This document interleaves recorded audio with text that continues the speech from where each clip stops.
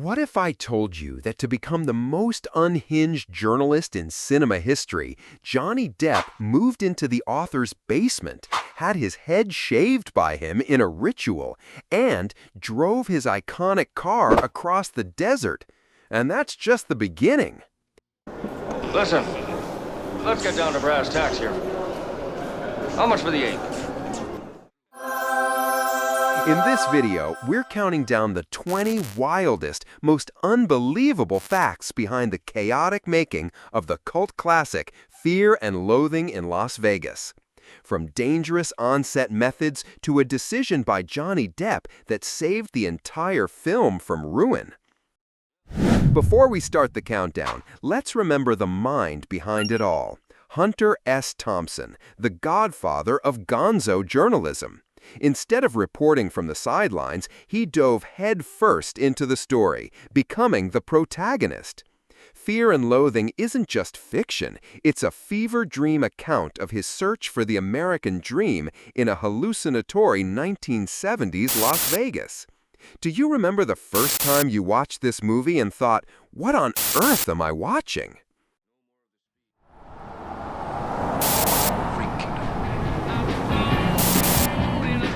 Number 20. The soundtrack is a crucial part of the trip. The film is packed with iconic songs from the era, like Buffalo Springfield's Expecting to Fly, and Bob Dylan stuck inside of Mobile with the Memphis Blues again, perfectly crafting the psychedelic atmosphere of the early 70s.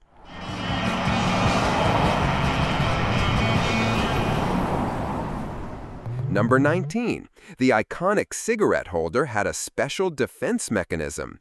The long, elaborate cigarette holder that Raoul Duke uses throughout the film was one of Depp's ideas, but he often had trouble with it.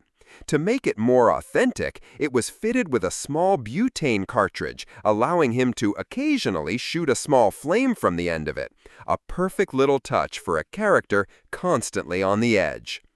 Number 18. Tobey Maguire had a rough time. The young actor who plays the terrified hitchhiker found the filming process deeply uncomfortable. Depp and Del Toro stayed in character constantly, creating a tense, unpredictable, and genuinely intimidating atmosphere on set. Number 17. Adrenochrome is mostly a myth. The notorious drug, which gets one of the most memorable scenes, is largely a literary invention by Thompson. Its described effects in the book and film are not based in reality, but it made for one hell of a scary scene. Adrenochrome. Adrenochrome? Number 16. The film was a box office bomb. Despite its iconic status today, the movie was a commercial disaster upon release. It grossed only $13.7 million on an $18.5 million budget. It only found its audience and became a cult classic years later through DVD sales. Number 15. The Gonzo style was an accident. The term was coined after an editor praised one of Thompson's articles as pure Gonzo journalism. The name stuck, forever defining his unique, subjective, first-person reporting style. Number 14. The visuals come straight from the illustrations. Director Gilliam based the film's distorted, grotesque look not just on the book's text, but heavily on the iconic and nightmarish illustrations by Ralph Steadman that accompanied the original Rolling Stone publication. Number 13. The script was just a guideline. To capture the book's chaotic energy, Gilliam encouraged Depp and Del Toro to improvise heavily. Many of the most memorable lines and interactions were created spontaneously on set. Number 12. The camera was on drugs too. Director of photography Nicola Pecorini masterfully used wide-angle lenses, Dutch angles, and distorted perspectives to visually simulate the disorienting effects of the various substances the characters were consuming. Number 11. Many famous directors were attached to the project over the years before Gilliam finally took the helm. Legends like Martin Scorsese and Oliver Stone were once set to direct, with Jack Nicholson and Marlon Brando considered for the lead roles back in the 70s. Number 10.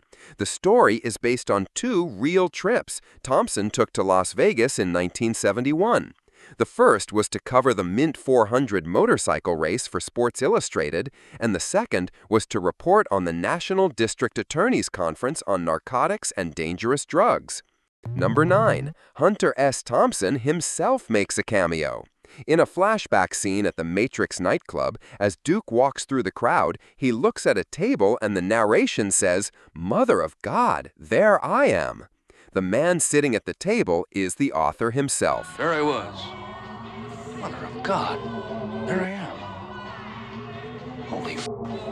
Number 8. Benicio del Toro's dangerous method.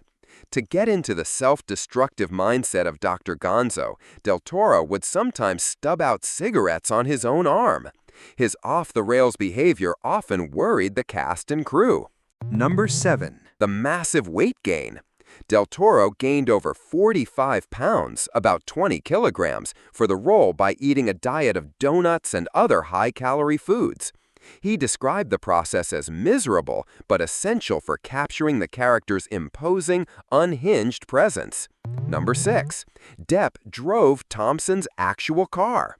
The iconic 1971 Chevrolet Caprice convertible, dubbed the Great Red Shark, was Hunter S. Thompson's real car, which he loaned to Depp for the film. Depp said it still had a unique smell of old fast food and weed. Number 5. Depp wore the author's original clothes. To further embody the character, Depp had access to Thompson's personal wardrobe. Many of the clothes he wears in the film, including the famous Hawaiian shirt and patchwork jacket, were Thompson's own. Number 4. Depp mastered the voice.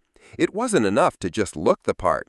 Johnny Depp spent countless hours listening to private audio tapes of Thompson to perfectly capture his unique speech patterns, mumbles, and explosive cadence for the film's extensive narration. Number 3. Hunter S. Thompson personally shaved Johnny Depp's head. To create Raoul Duke's signature bald patch, the head shaving wasn't done by a professional hairstylist. It was performed as a ritual in Thompson's kitchen, with the author himself manning the clippers. Number 2. The golden flicker moment of this production was Johnny Depp's fight for the soul of the film.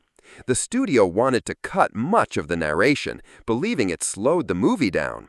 Depp, knowing that Thompson's prose was the beating heart of the story, threatened to quit entirely unless the narration, the author's exact words, were kept in. He won, preserving the literary integrity of the film. Do you agree this is the golden flicker moment? Number 1. The most incredible fact is the depth of Depp's immersion. To truly understand Hunter S. Thompson, Depp moved into the author's basement for 4 months. He had unlimited access to all of Thompson's original manuscripts, notes, and personal effects from the Vegas trip. He didn't just play Raoul Duke, he absorbed the spirit of the man who created him. From insane preparations to a legacy built on failure, Fear and Loathing in Las Vegas is a testament to art taken to its absolute limit.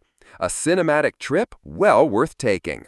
If you discovered something new today, light up our day by hitting like and subscribe to Golden Flicker so you never miss another story from behind the Hollywood curtain. What movie or actor do you want us to cover next? Let us know in the comments.